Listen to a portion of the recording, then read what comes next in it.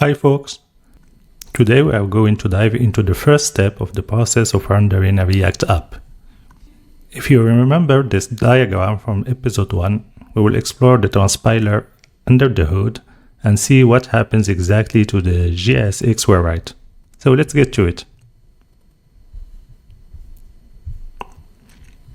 The first simple question is, what is JSX?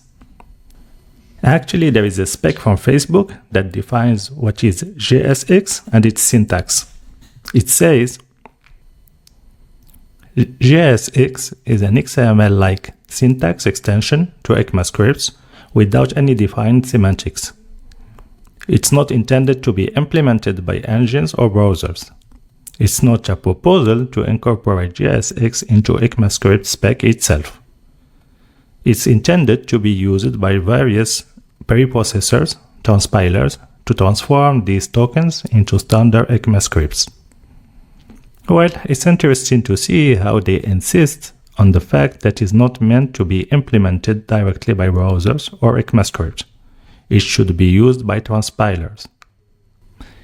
Here we can find the different elements that compose the AST of a JSX.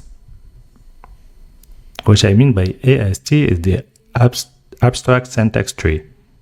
We have JSX element that represents a complete JSX element, JSX opening element, and closing element, JSX closing element, JSX fragment, etc., etc. At this point, we may ask a second question. What is a transpiler? A transpiler is a tool that translates source code from one programming language to another at a similar level of abstraction. The main difference with a compiler is the level of abstraction. A compiler produces machine code. Meanwhile, the transpiler outputs equivalent code in another programming language. So following this definition, Babel is a transpiler, even if some folks call it compiler. It takes some high-level syntax, like modern JavaScript or JSX, and transforms it to high-level language JavaScript. Even if it's an old version that is compatible with all browsers, it's still a high-level language and not machine code. So Babel is a transpiler. But anyway, let's see how Babel works. Babel's operation can be broken down into three key steps. Parsing. It reads the source code and converts it into an abstract syntax tree, which is a tree representation of the syntactic structure of the code. Second phase is transformation.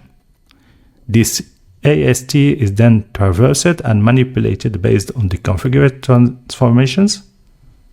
This is where the core work of Babel happens. And the last step is code generation. The modified AST is converted back into JavaScript code. One great thing about Babel is it has a modular architecture and it's broken into multiple packages that can be used separately. In other words, we can manually repeat those three steps by invoking the relevant packages. So let's pass our sample code and examine the result. Here I have a really simple project with my example with some text and two components, title and counter.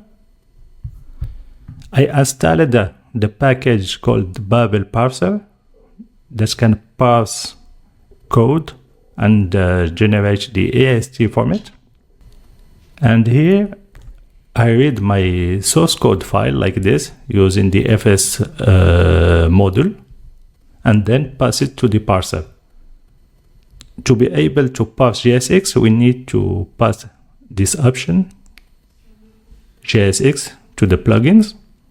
And also, if we want to use the import syntax, ES modules, I need to specify it to the source type. And here I console log. I log to the console the results. So let's try it out. Let me make this bigger.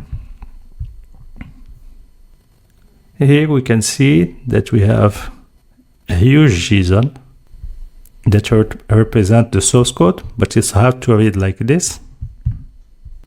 So we can either copy this output to an online formatter or use a tool called AST Explorer that allows developers to explore and analyze AST generated from various programming languages.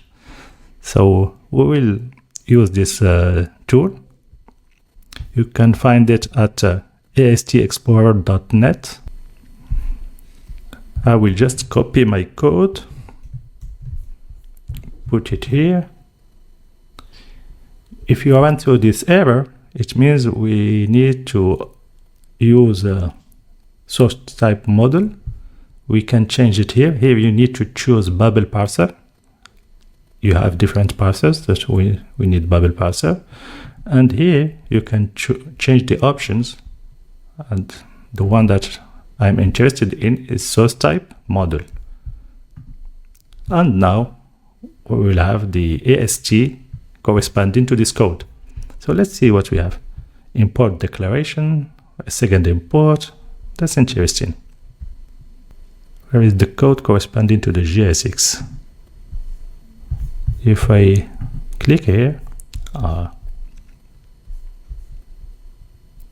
we have variable declaration, arrow function, my function, block statement, return statement, my return, and here, as you can see, the JSX element, the main one. As we can see here, it has an opening element, which is a div, and the closing element, it would be the div as well. Something great about this tool, it's when you hover something, it's highlighted in the code, and vice versa. As you can see here, I have the div highlighted. And here we have the children, I guess all the elements inside this JSX element, the div, the first div. What is this text? Actually, as you can see here, we have a tag for the new line. Interesting. I guess if I remove this new line, it will disappear.